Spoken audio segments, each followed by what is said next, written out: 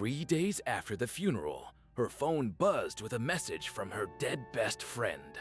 The text grew more desperate, warning her about something that happened the night of the accident. But the messages weren't coming from her friend's phone. They were coming from her own.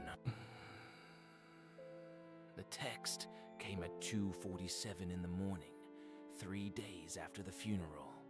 Maya's phone buzzed against the nightstand, a pale blue glow cutting through the dark.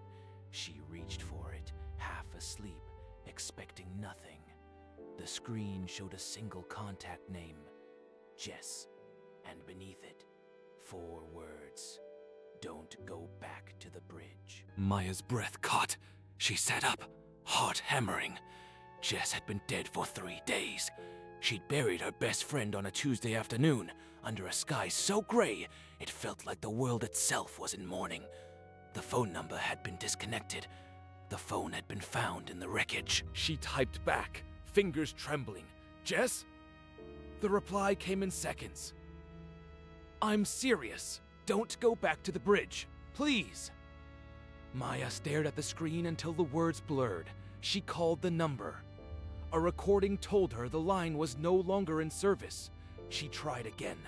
The same hollow tone. She sat there in the dark, phone pressed to her ear, listening to silence that felt like a held breath.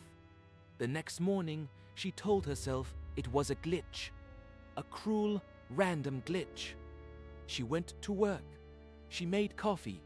She smiled at coworkers who asked how she was holding up. But the message sat inside her chest like a stone she couldn't swallow. That night, the phone buzzed again. "You weren't supposed to be driving that night. It wasn't your fault. But you need to remember what you saw." Maya's hands went cold. She had been driving that night. She'd been behind the wheel when the call came.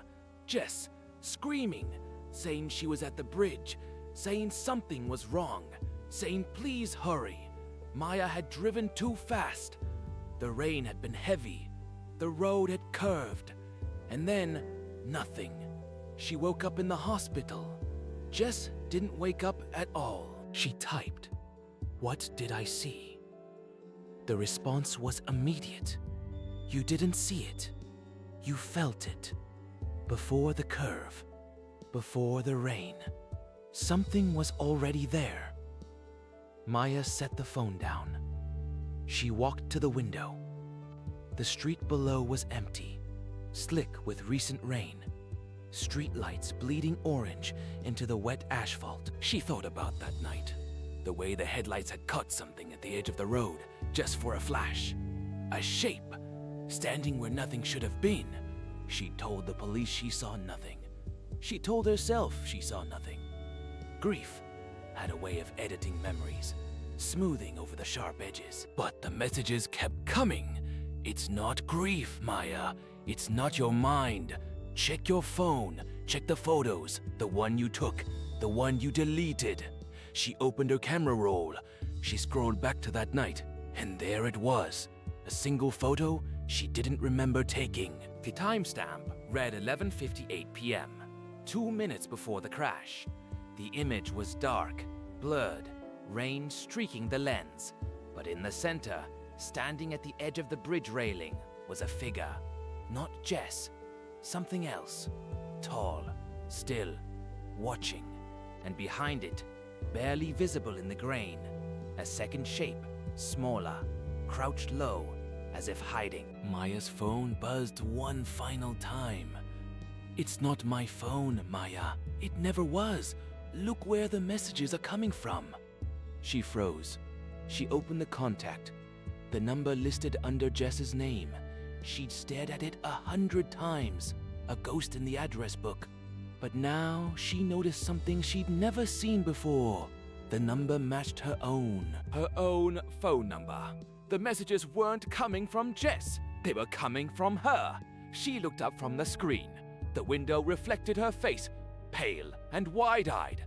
And behind her reflection in the dark glass, something shifted. A shape, tall, still, watching. The phone buzzed again.